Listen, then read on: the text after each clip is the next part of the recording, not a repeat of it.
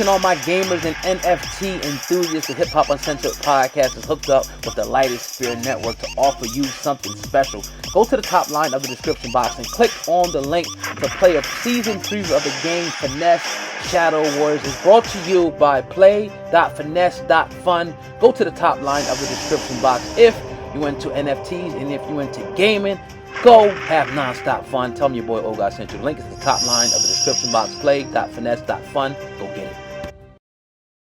Yeah. We got our brother Maj Toure on the podcast. What's good with you, family? How you feeling? Hey, man, I'm glad to be here, man. I thank y'all for inviting me out. I really enjoyed the last few conversations that we had, but doing it in studio, yes, it's a different, you know what I mean? Yeah. It's nothing like be able to see the people in the flesh. And I mean, the computer's cool. We love it for the advancements and things like that to kind of bridge the gaps, but flesh to flesh ain't nothing like it, brother. So like I said, we appreciate you coming down from Philly. Yeah. Let's start off here, man. Why the fuck is everybody so afraid to talk to Maj Toure, man? Why does it seem like everybody but us and maybe Fox News seems to be scared to talk to you, brother? Because you got to have a balanced approach. I think what's happening with Fox right now is their leadership is trying to be a little bit more centered.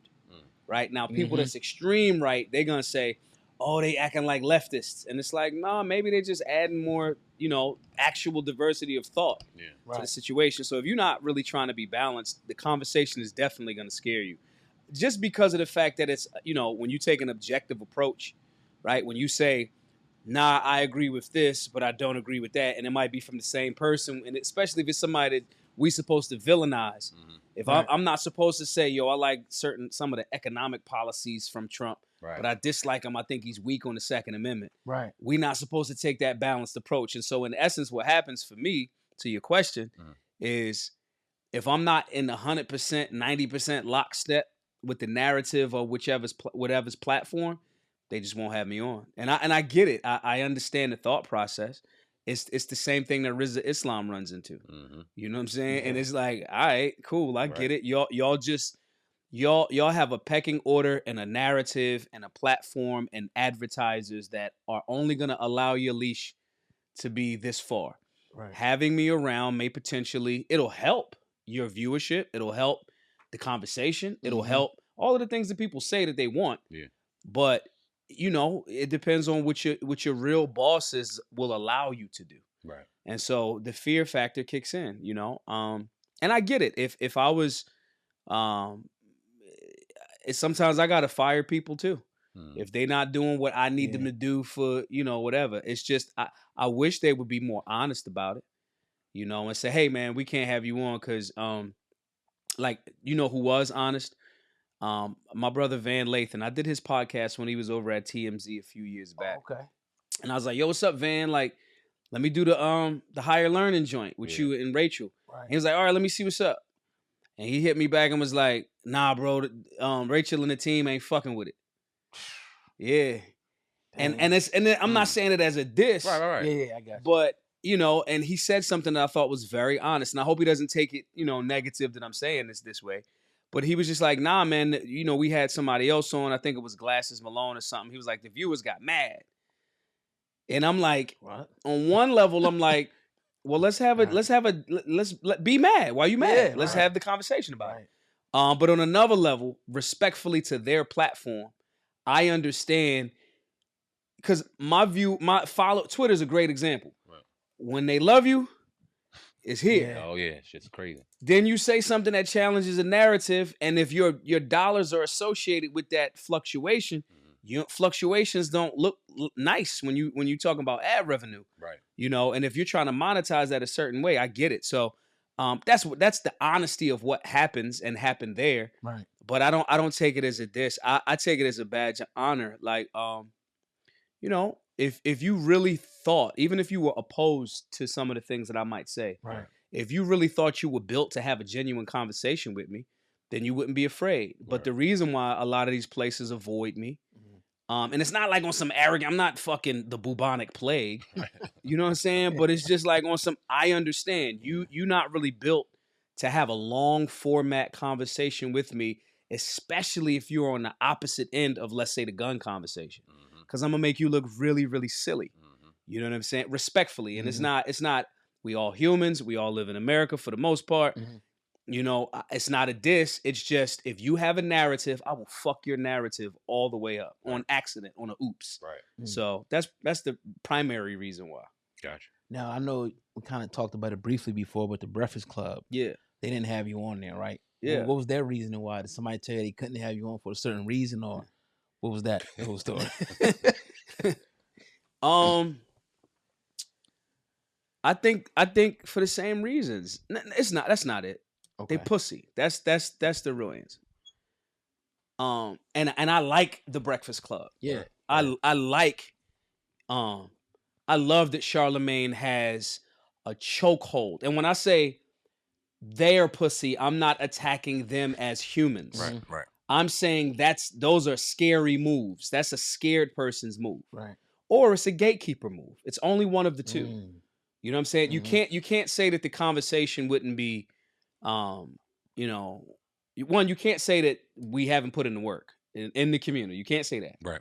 You can't say I took a bunch of the money and bought Bentleys with it. You can't say that. Right. You can't say I didn't build a community center. I did that. You can't say what I said I was going to do with Black Guns Matter and make the black community buy more guns than anybody. We did that within 3 years. You can't say there's no connection, because Charlemagne, when I did Van Lathan's show, when it was years back, he said on the Brilliant Idiots podcast, yo, I love that dude from Black Guns Matter XYZ. He's friends with Van. So they're familiar with the work. Right. You can't say he didn't make black communities go buy guns. We're on the 42nd month of consecutive over 2 million gun purchases in America. Anybody that act like Black Guns Matter didn't have nothing to do with that, you are wild. You know what I'm saying? And so we just on the process of elimination, it can't be these reasons why you don't want to have a conversation. Right. It can't be, we don't know what he's gonna bring a gun to the I take a gun everywhere. Word. So, and I haven't shot anybody. It's not this reckless, So it can't be any of those things. The reality is, the powers that be, and I'm gonna kind of like cap a little bit and cape for Charlemagne and Envy in that space, because I know that they're men with careers, and I know that they don't make the final decisions on everything. I think they had a lot to say. I think if they pressed, I would be on the show. Yeah. But they don't want to, and I think some of that shit personal too. Charlemagne know my child's mother. Oh, yeah. Yeah. See, I don't know. We don't know either one of them directly. Yeah. But kind of looking at it from the outside looking in, you would think Envy kind of oblivious to a lot of shit.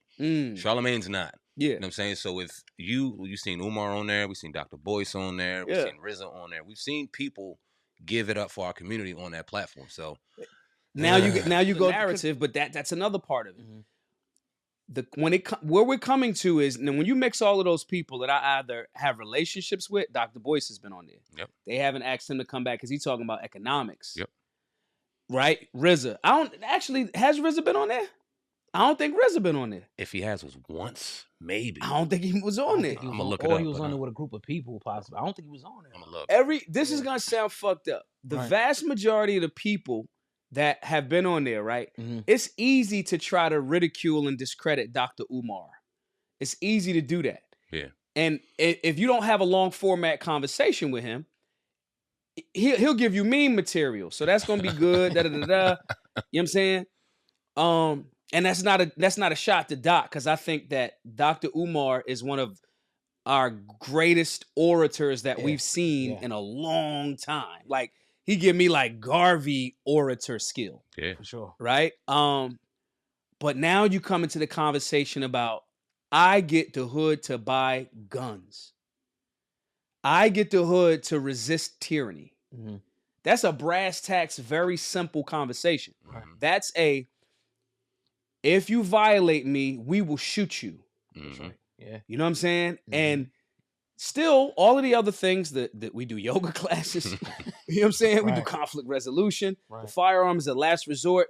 When you have young people that listen to me the way that they do, I'll take a 19-year-old or a 17-year-old and say, stay on the straight and narrow, and 3 or 4 years, when you're 20, 21, depending on the state that you in, you can have these guns on you lawfully and can't nobody do nothing about it.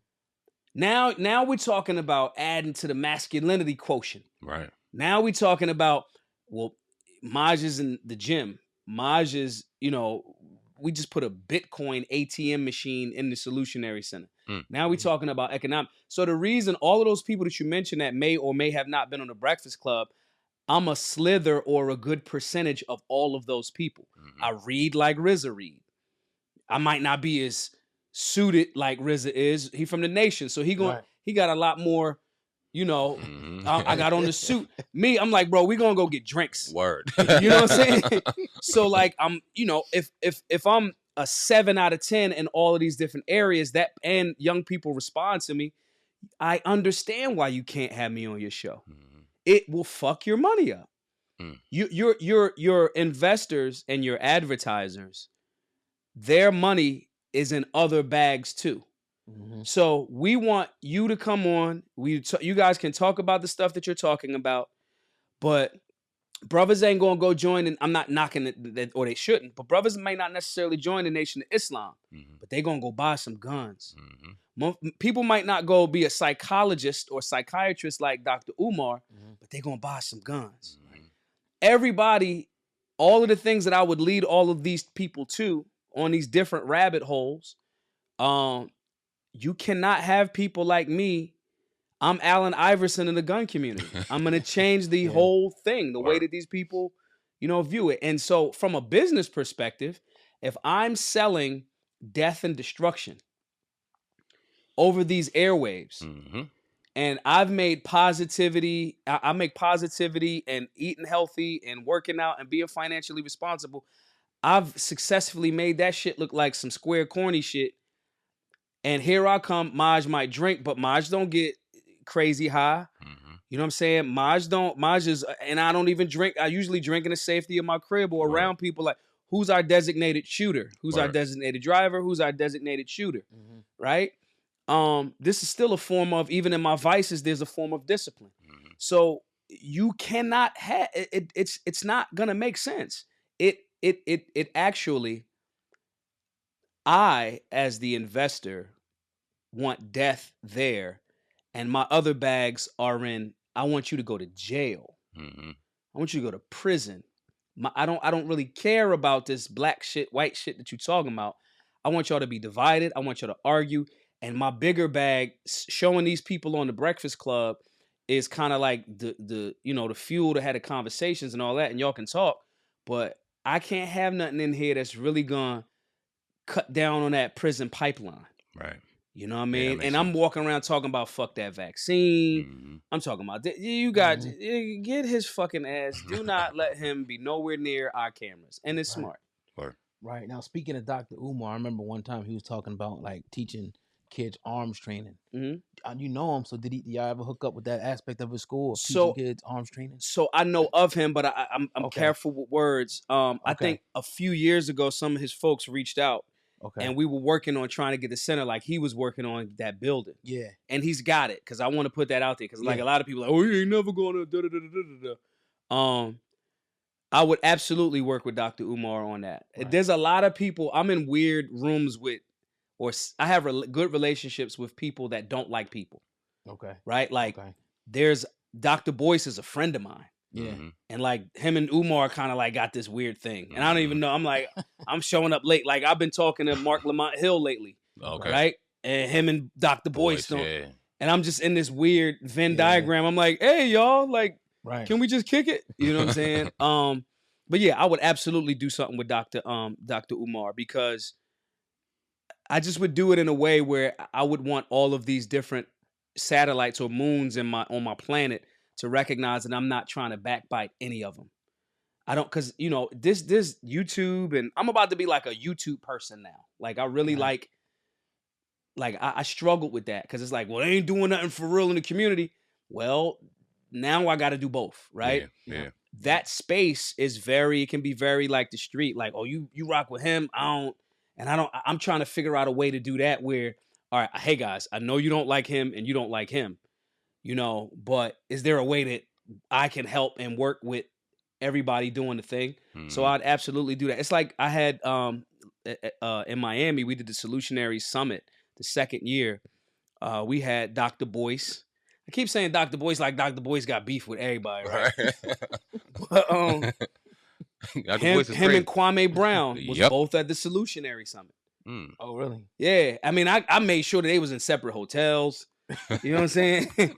But and they, you know, and I communicated with both of them like, hey, one person confirmed before the other. Right. We had a great time. And we did firearms training on a yacht. It was amazing. That's what's up.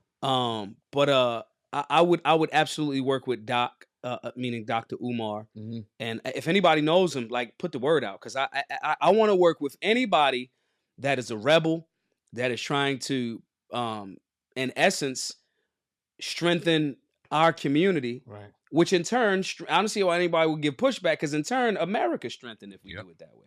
Yep. You know.